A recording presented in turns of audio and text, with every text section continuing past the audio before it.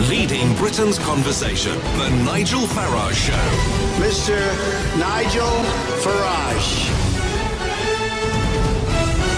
Thank you, Donald, and good evening, everybody. The British Army, this institution that in many ways we've been so proud of for centuries, is going through a bit of a transformation. You see, the Army have always recruited. They've done it in different ways. You think back to the First World War and hundreds of recruitment posters, but in modern times, they've used video, they've used film, they've used radio. But what I think is really interesting is that we compare the way the Army sold itself to recruits in previous years compared to this huge change that has taken place, including right now a whole new advertising campaign. They're spending 1.6 million sterling on a series of 40-second long animations exploring different questions such as, can I be gay in the Army? What if I get emotional in the Army? Can I practice my faith in the Army? Will I be listened to in the Army? And do I have to be a superhero to join the Army? And what I want to do, I want to play you those different recruitment adverts and their different tones going right back to the 1970s. And I want to ask you, is the British Army today, with this series of ads, dropping its standards or simply joining the modern world? I'm going to do my best to give no opinion. It won't be easy, but I'll do my best to give no opinion until towards the end of the show. So let's go back to 1976 and let's hear an Army recruitment video from 40 years ago. I'll tell you straight. I wondered if I'd ever get through those first few weeks. Or if I'd done the right thing. I ached in places I didn't know could ache. Left, right. I didn't know whether I was coming or going. Neither did the sergeant. But then you start to get it together. And that 12-foot wall doesn't seem 12 foot tall anymore. And you realise that what you learn on the parade ground helps build up teamwork in the field. It stops being so exhausting and becomes downright exciting. Then suddenly it's the big day, and you've made it. That's when you think, for the first time in my life, I've really achieved something. So that was 1976. It's tough. It's not easy. You ache in places you didn't even know existed. You climb over 12-foot walls even though you thought you couldn't do it. You hear some guns firing and then you march out to the music and you're proud. You've got there. You're part of a team. You've achieved something. That is Army recruitment in 1976. Let's go forward to an Army recruitment video from 2014.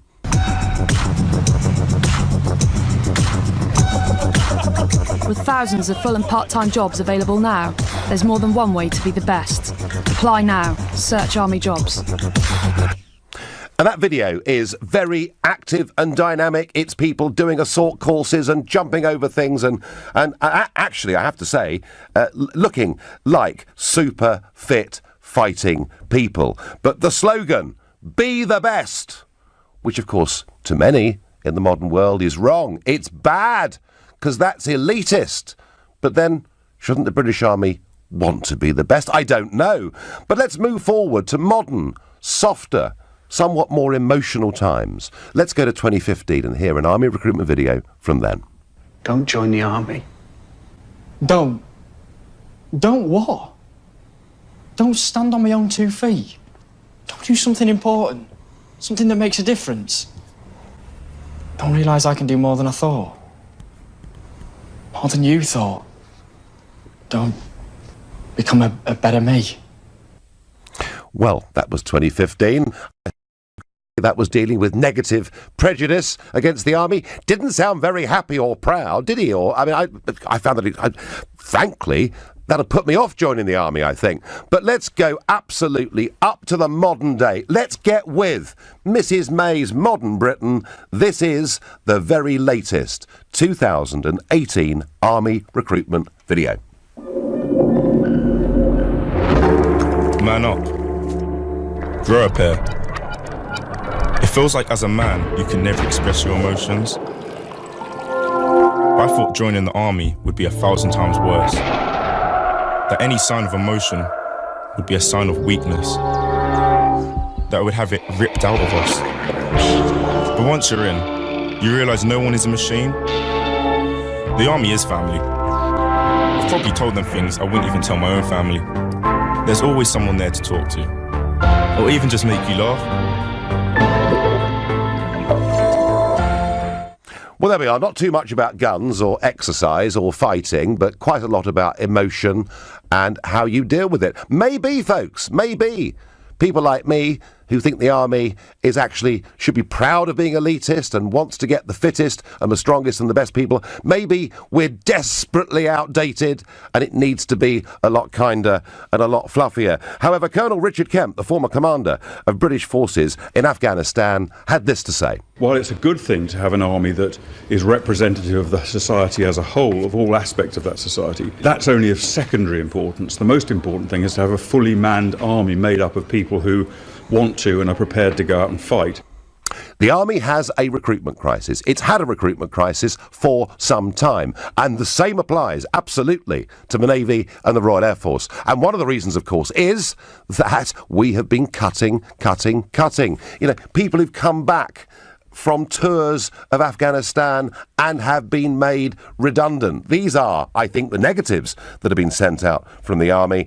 And I wonder whether, I just wonder whether we're not making some massive mistake here. We're not assuming that the British Army, if it doesn't, that it shouldn't be appealing to white people, whether perhaps it's not making a terrible mistake. Perhaps people in government don't understand the history of the British Army, because the history, going back for centuries, is that we've always had many different nationalities, different religions, different races. Together in the army, we fought with the Empire, we fought with the Commonwealth. This idea that somehow the British Army is simply one little homogenous group does not hold, in my view, with history.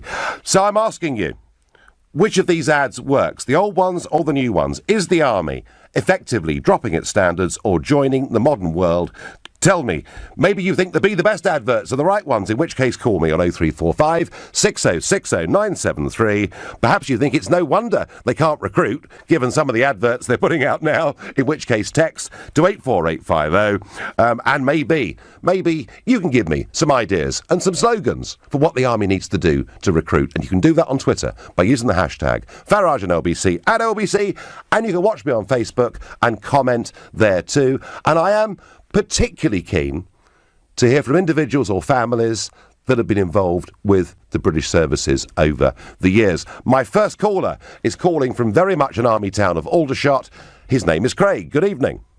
Good evening, Nigel. So what do you think about the new adverts, Craig? It doesn't really show you army life as such. Most of those questions that are asked in the ads can be asked at the recruitment office. I mean, it shows you really not what it's about. I mean, the army is about adventure and doing things. I served from 2009 to 2014 whilst the Army 2020 redundancy tranche was going on. That was one of the mistakes that they made, trying to turn forces into a reserve force by dropping the numbers. That demoralised a lot of people, and a lot of people who wanted to join. It makes it look like what are you going to do when that happens to you? Why would you join if that's going to happen to you? Yeah. Serve all those years and then get made redundant. Yeah, I agree with you. I agree. Craig, I've spoken to lots of people who frankly feel, and these are people who've been on active service in modern times, who feel they've been treated disgustingly by the army. Yeah, I know a guy who was a couple of months away from his 22-year pension, and he got made redundant just before that, so he wasn't entitled to it. He would have got a lump sum and a good whack pension, but unfortunately he weren't entitled to it because he got made redundant prior to that. That's good. And so, Craig, you left in 2014, yeah? Yeah, 2014, yeah. And do you miss it? One of the I did recently reapply to join through the careers office in Aldershot. And basically, all the options I actually chose apparently were full, and there was no space for me. What? It's quite convenient seeing they're recruiting. I went for infantry as my last choice, to be turned around and said, "Oh, sorry, that's a full up choice." Good Lord. I won't name the third party, but the army now works for a third party dealing with the recruitment process. Do you mean some sort of advertising agency type, or what is it? They work, basically the process and the application side is done through not the army much anymore. It's done through a third-party company. Yeah, I know. A well-known. Yeah, I know. I think you might know who I'm on about. Yeah, they basically run through it now, and they, I think they're not doing a very good job. When you were in the army, Craig, did you want to be the best? Oh yeah, I did a lot in the army that made me proud, made my family proud. Did a lot of things that I enjoyed, and that's one of the reasons I want to go back in. I miss the camaraderie. I miss a lot of the things that I managed to do. Sense of achievement. Okay, well, Craig, the fact that you, as somebody who's got 5 years' service, who believes in the thing, wants to rejoin it at a time when we know that we're having trouble recruiting and they don't want you, I cannot, for the life of me, fathom it. And Craig, just finally, were the old adverts that appealed to, physical excellence and pride, were they better than the current series of adverts? Oh yeah, definitely. It shows you everything about the army, the adventurous training, the camaraderie, the friends you make for life, all the things you get to do. Any questions you really have, you can go down the careers office. You don't need to make an advert. Fine. Great call from Aldershot. Thank you. I cannot think of a worse job for an emotionally sensitive person than joining the army. All armed forces should be supported both physically and emotionally. However, they really shouldn't be actively recruiting sensitive individuals. The last person I'd want by my side in a firefight would be somebody who'd been recruited on the basis of emotional strength. Says Benny. You're listening to The Nigel Farage Show, exclusively on LBC, and it's 7:15. Be the best. That's what the British Army used to say when it tried to recruit people. Now it says it's OK to be emotional in the army. And I'm asking you, are we dropping and lowering our standards? Are we losing our marbles? Or is this just a reflection of what the modern world now is? Keith here, been in the army 9 years. My opinion, the 2014-15 advert, the Be the Best one, is the best. Sorry, but fluffy, emotional stuff is just pandering to social pressure to be politically correct. But somebody else, again without giving a name, by text says, the army slogan, Be the Best, is offensive to people of limited abilities. I'm outraged. Now, I did say, didn't I, at the top of the show, that I'd do my best not to give an opinion till later. Well, I've failed dismally. Look, I'm sorry if people aren't up to it in terms of their physique, in terms of their strength, in terms of their ability to shoot a rifle. If people aren't up to it, they shouldn't be in the army. And I'm sorry if Be the Best is elitist. I want the army to be as elitist as possible. I want us to have a great army, air force and navy, and that means there are many of you out there who perhaps would want to join the army or did want to join the army that simply weren't up to it. Tough. That's the way the world is. That's my view. There we go. I've said it. I wonder what Keith thinks, who is a brand new caller to this show, who's calling from Battersea. Good evening, Keith. Hi, Nigel. Hi. Yeah, I just wanted to say, I think you did really well. You lasted about 11 minutes without giving an opinion. Wasn't bad, was it? Anyway. Wasn't bad. No, it wasn't bad. But yeah, I work in marketing, so I'm not a serving member of the army. But just from kind of looking at the campaign perspective, I think it's not a case of whether it's right or wrong. I think it's a case of whether it's working for the target audience right now. So back in the 1970s, that campaign would have worked because maybe we were a bit of a less diverse nation than we are now, and obviously there's a lot more issues to deal with in the army, so this campaign's acting to deal with those issues. There have been a lot of research gone in to understand why people aren't joining the army, and I think these adverts are aimed to address those issues and try and persuade people that in fact joining the army is a good thing. Well, Kevin, I do take your point that this country has changed in terms of its population since 1976. Okay, get it, I buy into that. However, we were still using the slogan, Be the Best, in 2014. And we haven't changed that much, have we, since 2014? Look, they have had a recruitment crisis, Kevin. That's true.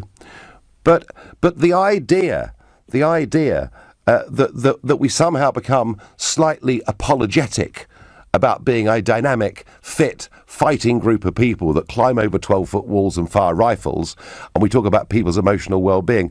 Do you really, as a marketing person, think that's the right route for us to go down? Personally, no. I agree with what you said previously. You've got to be joining the army for the right reasons and ready to fight and to represent your country. But I don't think those ads are necessarily apologetic. I think the people within them are still coming across as proud to serve, but they're just identifying that some of the stigma around a very, bullying culture or some sort of other stigmatism that's associated with the army. They're trying to deal with those. I don't think you have to disassociate that with being proud to serve your country. I think they can do both. No, and I think proud people can serve their country in all sorts of different ways, whatever their emotional stability or strength. But I just asked you, Kevin, I mean, if you happen to be, and let's hope to goodness it never happens, but if you happen to be in a situation of active service, in a dangerous situation, would you want somebody who was emotionally sensitive next to you? No. In short, I'd want to make sure that I was surrounded by the best people. Exactly. That's my personal opinion, but the campaign I don't think necessarily alienates in that way. But to answer your question, no, I'd want the best people next to me, of course. No.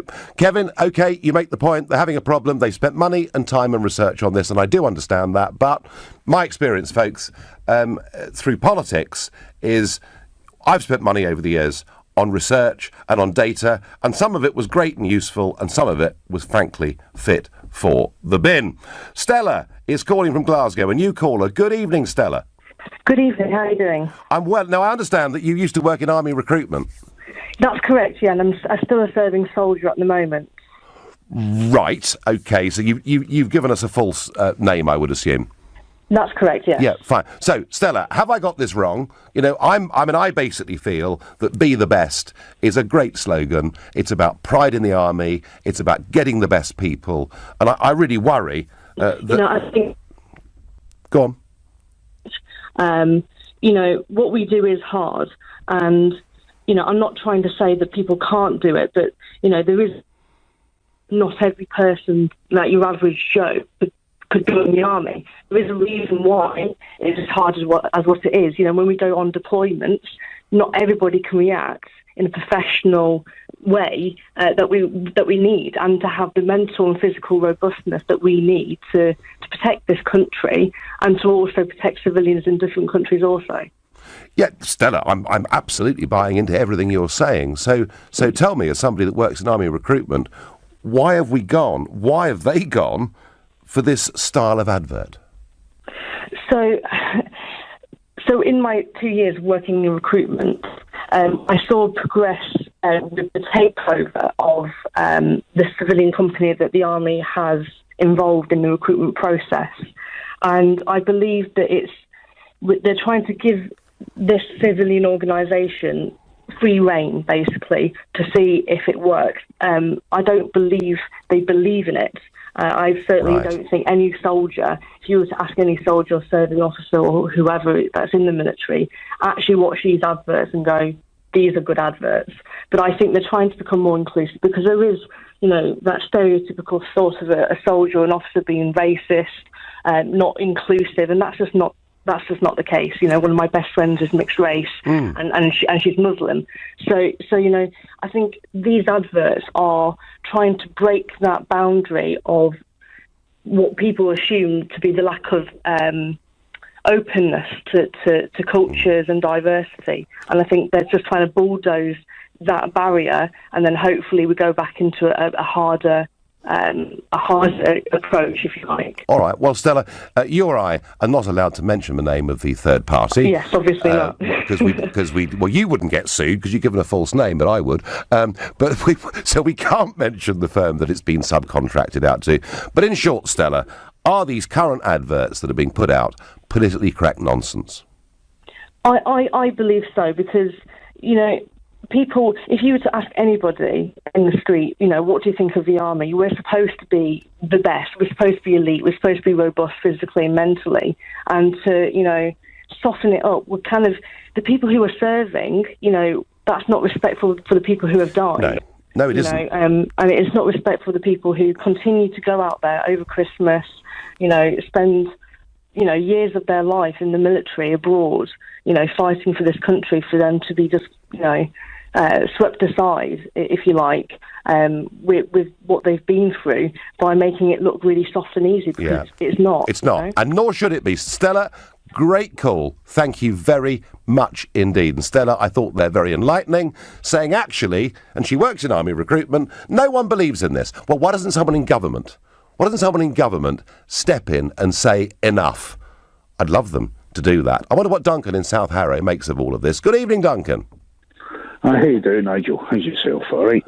Well, I'm all right, but do you know something, Duncan? I honestly think that we must be mad to almost voluntarily advertise, not just to this country but to the world, that the British Army wants to drop its standards, because that's how it seems to me.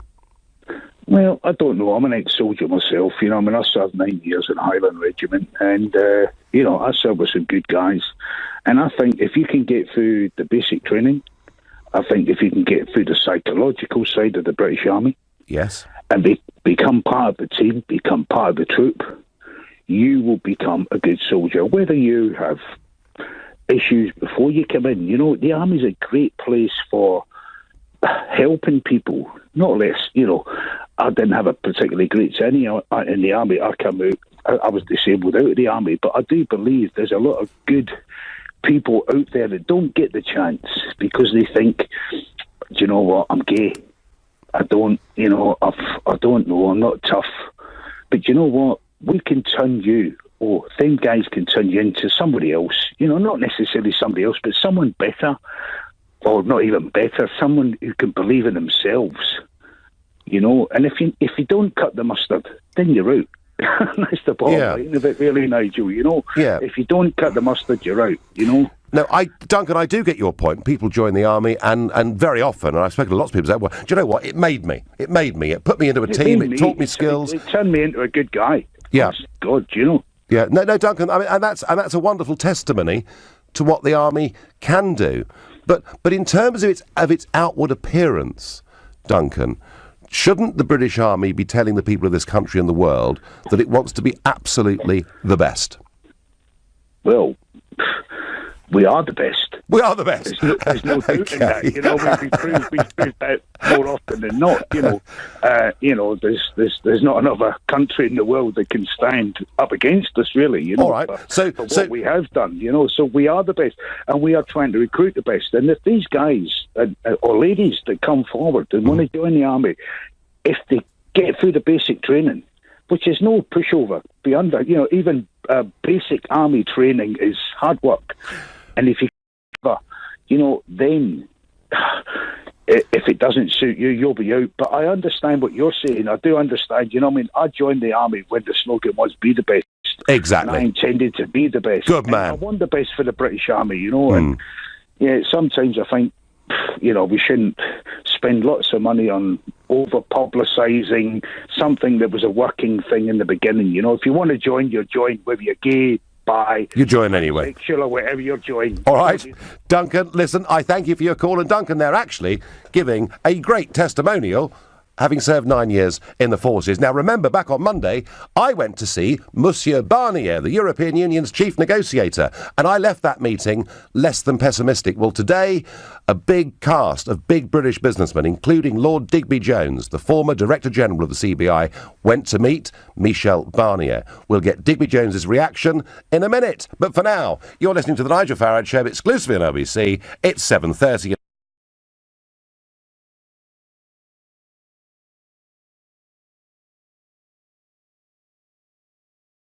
So I left my meeting with Michel Barnier on Monday thinking, well, OK, he wants to sell us cars and cheese and wine and chocolate and for there to be no tariffs on that whatsoever. But when I asked him about us selling services, insurance, other financial services into Europe, his whole body language, his whole demeanour changed, and he made it clear that, frankly, that just wasn't going to happen. Now, Digby Jones went today, Lord Digby Jones, and remember, businessman, crossbench peer in the House of Lords, former Director General of the CBI, and of course a trade minister under Gordon Brown. That's really, really important. He went today to see Michel Barnier. He went with John Longworth, formerly the boss of the British Chambers of Commerce, who actually resigned from that job to campaign for a leave vote in the referendum, and John Mills went with them, and John, who runs a mail order, big direct mail order company, and John, the biggest individual private donor to the Labour Party over the course of the last 10 years. So three big business figures went to meet Barnier today, and I noticed just before Digby Jones went into this meeting, he said, "I look forward to stressing the need to go into the next round of talks on trade with optimism and the will to get an all-embracing deal." I interviewed him about half an hour ago at the Eurostar terminal, rather than attempting to do it live on a moving train. And so the first question I asked Digby Jones is, after that meeting, was he optimistic, or did he feel a bit like I did on Monday, pessimistic? Pessimistic would be a good word to use, Nigel. I form the view that the UK government is talking apples and he's talking pears, or in another way, we're talking about buying a boat and he's talking about selling a house. Do you know, Digby, when I was with him, I said to him, who are you representing? Are you representing the member states, their companies, their employees, the people?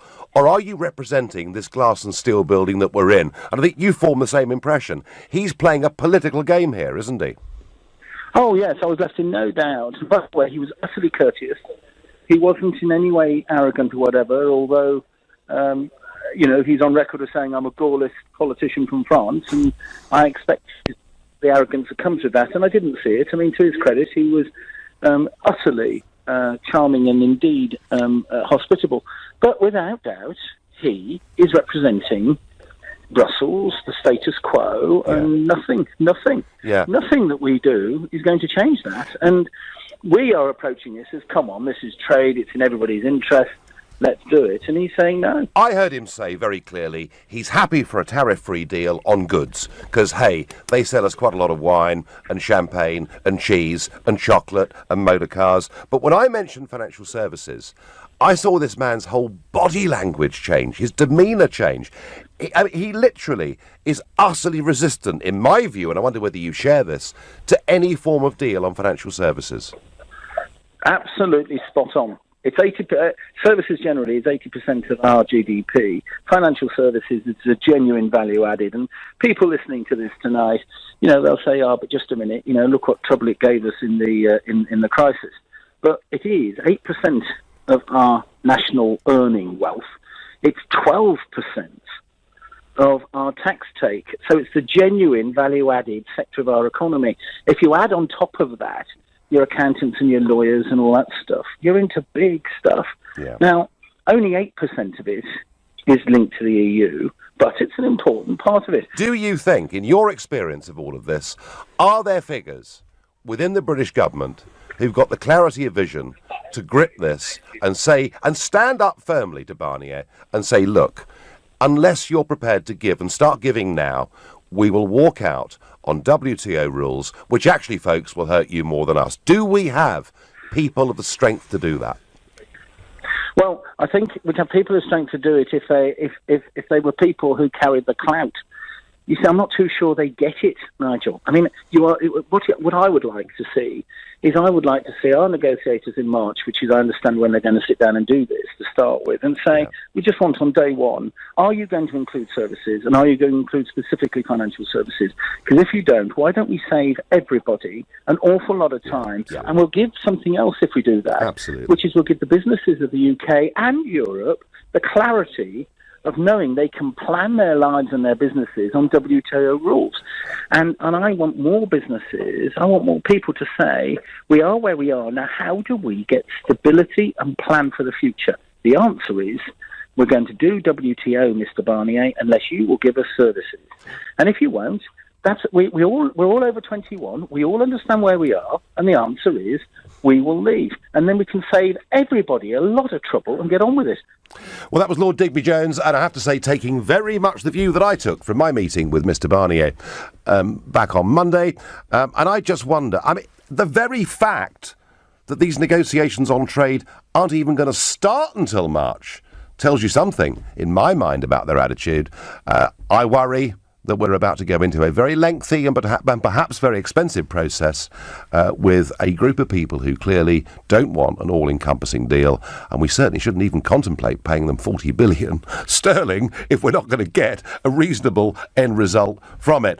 I think that voice that you've heard today from Digby Jones saying, look, let's not waste our time. We'd love to have a sensible deal. It's better and easier for everybody, but let's not waste our time and money. I think that voice is one that you will hear a lot more from British businesses over the course of the next few months. Back to the British Army, and backing up the call before the break, Simon says, I had a troubled childhood. The Army gave me focus, structure and camaraderie. It changed my life for the better. And there are lots of you saying it changed your life for the better. But the point I'm making is, what are you aiming at? What are your ambitions as an organisation? And surely that slogan that was being used in 2014 of be the best, surely that's the signal, that's the message we should be sending out. Caroline from Hants makes the point, what's the point of recruiting to any area of the forces when all we hear about are cutbacks, redundancies, ex-soldiers homeless, living on the streets, PTSD, loss of limbs, sight, no money, a lack of prosthetics, no thought or support for the families. Caroline, I think that is why they're having trouble recruiting.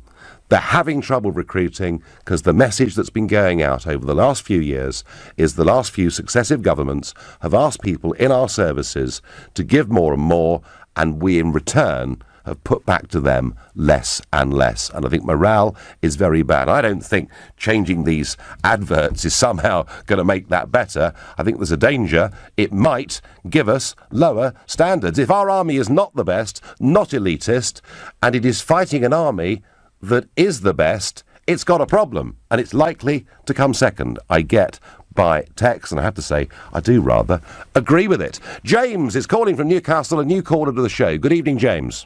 Hi there, Nigel. How's it going? You all right? I'm all right. What do you think about this new campaign, James? Personally, I think it's brilliant. I think it's about time that the British Army started recruiting for these people who might not see themselves as these kind of, superheroes. We're part of, there's a lot of stigma around mental health, so getting people in touch with their feelings or bringing people in who maybe are in touch with their feelings might be better for the British Army as a whole. Are we saying to people, James, if you can't climb that 12-foot wall, it's okay? I mean, surely the point it's not just a case of climbing a 12-foot wall, though. The armed forces is totally self-serving. It does everything itself. We need clerks. We need people to do payroll. You need people to do weapons. You need to do, it's not just these people who are running out and fighting in insurgency and things like that. It's, there's so many diverse roles within the British Army. Would you want a solicitor with no actual empathy with army solicitors? Would you want, doctors, dentists, and all these people? Do you want them to be robots? People who can just pick up a rifle and jump in? I accept that point. You've got an absolute multiplicity of roles within the army. Absolutely right to say that, and so a variety of skill sets is needed. But when you're recruiting for infantrymen or women, do you actually actively want to recruit for people who may be emotionally sensitive? Because emotional sensitivity does not display a weakness. Emotional sensitivity shows that you're in control of your emotions and that you can control that. That doesn't mean that just because you get upset about something that means you're going to be a weaker person. It means that you get upset about it. People have different ways of dealing with these things. Do you see why, James, I'm saying that the slogan and the imagery of, fit, athletic people, climbing ropes and walls and firing guns. Can you see why I feel that image of 2014 talks to me about a more professional army than what we're seeing today? Nigel, I've got to go. I'm so sorry, but I will speak to you another time. All right, well, that's okay, fine. That's what happens on live radio, folks. Things happen. Trains arrive, or whatever it may be. Or if you're Jacob Rees-Mogg on this show, a few months ago, we were interviewing him, at which point one of his 4 or 5-year-old sons came into the room, and Jacob, live on radio, turned to the child and said, you'll have to excuse me, I'm talking to Mr. Farage on the radio. So these things happen. You're listening to The Nigel Farage Show, exclusively on LBC. It's 7:45. Do the new style army ads appealing to people who are emotional and want to be emotional to join the army. Are they more effective and better than ones as recently as 2014 that said, be the best? Are we dropping our standards or in danger of doing that? Or is this how the modern world operates? Have things fundamentally changed? Emma on Facebook says, obviously, it's fine to be in touch with your emotions and feel free to show them. However, you need to be emotionally strong to be in the armed forces, and you cannot let your emotions get the better cloud your judgment when your life is on the line. That is what Emma thinks. Some people will write that off as being outdated, but I suspect when the bullets are flying, I've never been there myself, thank goodness, but I suspect when they are, that Emma is probably right. That's my view. What does Alan in Aberdeen think? Good evening, Alan. Hiya, Nigel. I think we got two issues here. The first one is that the recruitment problem is because of how the current government, previous governments, and the armed forces themselves have been treating serving and ex-serving soldiers, whether it's housing, whether it's PTSD, whether it's they've killed a terrorist so they've got to be investigated. Oh, yeah. Yeah. And then we've got the other side where we're trying to be too PC. If somebody is going to be offended at something that's said, they're going to be scared of not standing up to a bully, etc., etc. They're not going to be strong enough to be the best in the British Army. At 15, I took my son to the recruiting office to try and get him to join up. At 22, a few months ago, he asked me to join up again. And you know something? I couldn't take him to the recruiting office, and I couldn't encourage him to join. And that is sort of proud ex-soldier. Alan, how long? 12 years you served for. I mean, you really think the whole thing's gone as badly wrong as that, do you? Yes, I do. Gosh. I'm sad to say yes, I do. What? Okay. Well, look, there's no doubt in my mind that the recruitment crisis, whether it's for the regulars or for the reserves, as you say, there is a huge level of dissatisfaction about the way that many returning servicemen and women from Iraq and Afghanistan has been treated, and of that there is absolutely no doubt at all. Alan, as somebody who feels very strongly about it, and by the way, did your son in the end join or not? No. He didn't. What do you think needs to be done to turn this round, Alan? I think that to be the best, I think we have to stop being so politically correct. To be in the armed forces, yes, it has to reflect, the different religions and things like that. As it always did. As it always has done, yes. Yeah. However, we're trying to be too politically correct with the armed forces. That's what I feel. When we can't do that, when you hear being politically correct is dangerous, to infect the armed forces with it truly is dangerous. We're weakening this country to a point that it shouldn't be. To be the best, you have to be able to stand there with your mates, trust your mates. At the end of the day, forget about the government. It's about your mates that you're standing there with. But we can't drop the standards. We cannot turn a blind eye to things that are going to affect the troops on the ground. We can't do that any longer. And you fear, Alan, as I suspect, that we may be in danger here of dropping standards. I personally feel that we are, yes. Yeah. Alan, thank you. Very passionate, emotional call there from Alan, who thinks and feels things have gone really, very badly wrong. Nigel, I'd sign up tomorrow if it was to defend the country, but not for these follies to get resources. My mate got killed in Iraq in 2008. He was in the Paras and spent most of his time protecting oil fields that are owned by Western companies. Who'd want to sign up for that? It's got nothing to do with ads or slogans, says Matt. Well, Matt, all through history, people sign up and they go to different wars, and some wars they may come back and feel were just, and others they may come back and feel perhaps weren't so just. But despite that sentiment, Matt, normally we've not had a massive problem with army recruitment. We've had a very serious one over the course of the last few years, and let's say I feel this perception of the way servicemen and women have been treated is the problem, and that is the key. And to surrender the idea that the army is an elite unit that wants to be the best in favour of these modern adverts, I frankly don't think is the right approach at all. But Valerie from York will tell me, as a new caller to this show, whether she thinks I'm right or wrong. I think you're absolutely right, Nigel. I think this is absolutely ridiculous. I honestly can't believe that we are telling the whole world that we are mamby-pambying our troops. The world is very unstable at the moment. And yes, we do look after our troops, but we look after them when they come back from Afghanistan or wherever they've been. We don't need to sort of give them therapy before they go.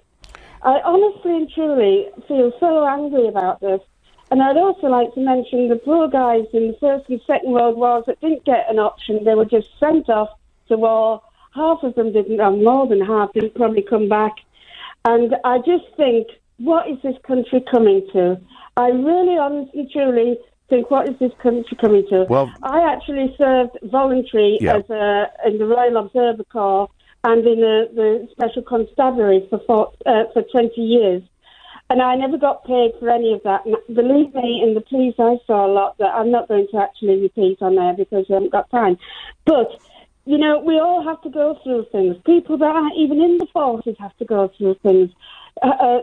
Nurses, doctors, surgeons, they go through things every day. You know, I think this is ridiculous. We need to give the idea to people that we are a strong country and that we are ready to fight for our country.